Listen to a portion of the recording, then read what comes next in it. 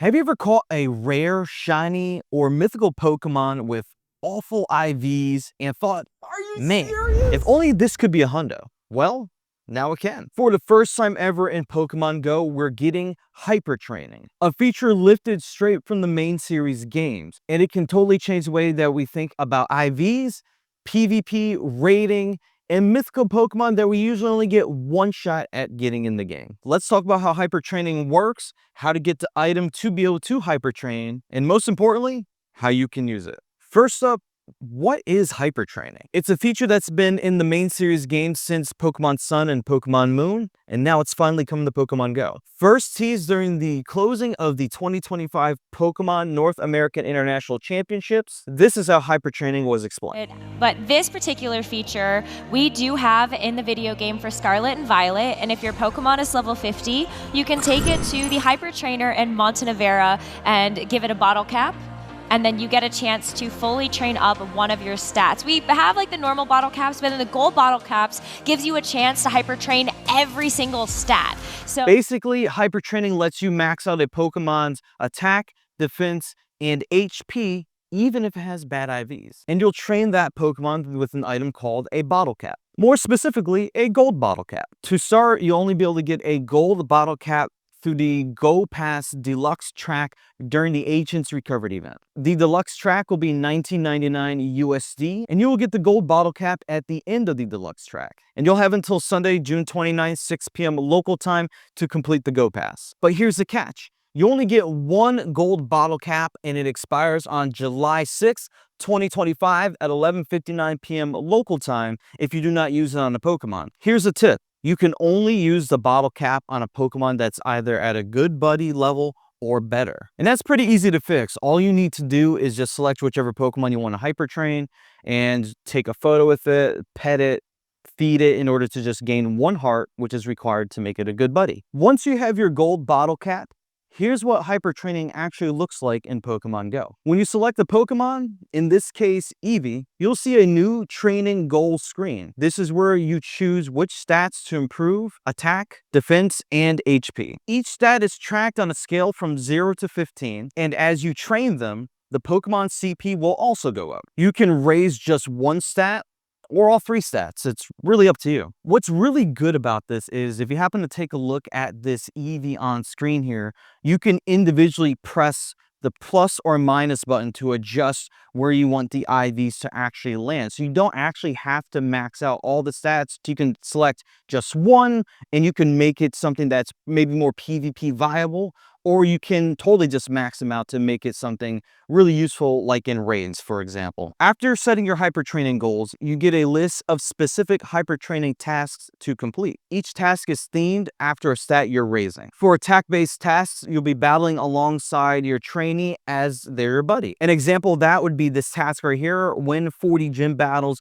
with your trainee in your battle party to increase your attack stat by 1. For defense, you'll increase the bond of your trainee buddy Pokemon by catching Pokemon, exploring, and playing together. An example hyper training task for that would be catch 30 Pokemon with your trainee as your buddy to increase the defense stat by 1. And for HP training tasks, you'll be exploring alongside your buddy Pokemon trainee, and that'll include spending Pokestops, earning buddy candy, or other adventures. And an example of an HP training task will be spend 75 Pokestops or gyms with your trainee as your buddy to increase the HP stat by 1. Just keep in mind that the lower the Pokemon stats are that you're trying to increase to a higher level or to max it out at 15, the more tasks it will require in order to make that happen. For example, say you're trying to take a Hundo Pokemon or a Pokemon with 0 attack, 0 defense, and 0 HP, and you're trying to fully max those out to 15 attack, 15 defense, or 15 HP, or to make it a Hundo. It's going to take a lot more work to make that happen.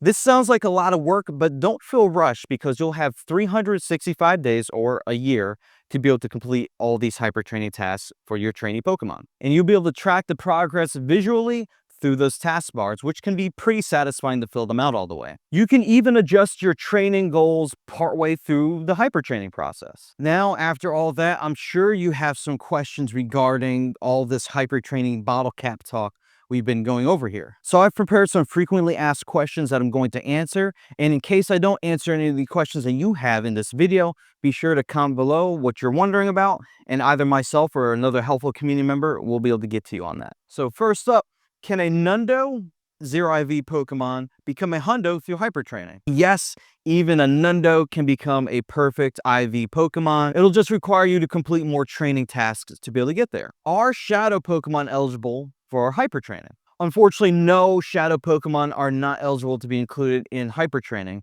but if you were to purify it, you could then hyper train that Pokemon. What about lucky or traded Pokemon or even mythical Pokemon? Well, yes, yes, and yes, all three of those categories can be hyper trained, which is a big deal, especially if you get one of those one-off mythical Pokemon catches and the IVs just bottom out to 10, 10, 10 or something like that. Does it take more effort to train Pokemon with worse stats? Similar to the answer for training Nundo Pokemon, yes, it's going to take more tasks completed in order to increase those stats. Going from a 0 stat on attack, for example, to a 15 is going to take more work than going from, say, 13 on attack to going to 15. But no matter what, the end result will be the same. Now that we know a bit more about hyper training, gold bottle caps, and Pokemon that we can actually use those bottle caps on, because we only get one and it will expire if you don't use it, here's what you should consider using the gold bottle cap on.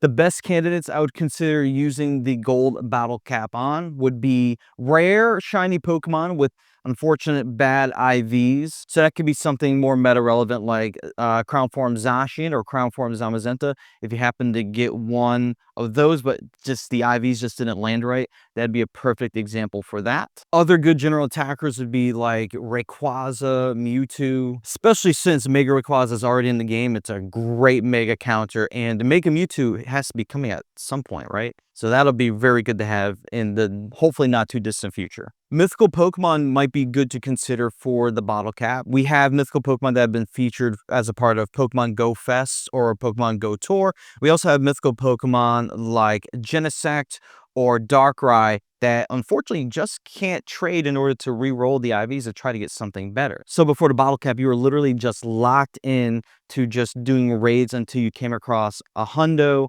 or just something decent to be able to use for future raids. There should also be consideration for Pokemon that may be more meta relevant for PvP. Outside of Master League, which typically requires a Pokemon to be a Hundo or perfect IVs in order for it to be the very best it possibly can be, you're going to be looking for IVs that kind of skew more towards 0 or very little attack, and then somewhere near 15 defense and 15 HP in order for it to be the best stat of that particular Pokemon to be relevant in PvP. Which then that makes things a little bit trickier to find that Pokemon that you could hyper train in the wild first, and then bump up those IVs a little bit in order to get it to exactly where you need it to be. And then of course there's Pokemon that you may have just an attachment to. It doesn't have to be anything that's meta relevant. It could just be your favorite Pokemon, something that has a strong memory tied to it. Basically, you can use the gold bottle cap on any Pokemon, but there should be strategic consideration given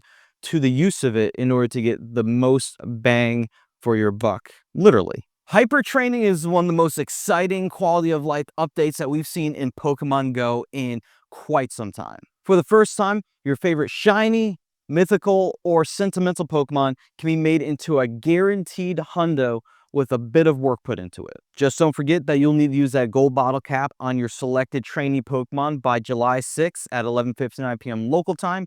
You'll need to make it a good buddy or better, and you'll have 365 days to get those hyper training tasks completed. If you learned something new or feel better prepared to use your gold bottle cap on your selected trainee Pokemon, drop a like on the video. And let me know in the comments which Pokemon you're going to hyper train. Subscribe for more Pokemon Go tips, raid breakdowns, and updates, and I'll see you guys in the next video.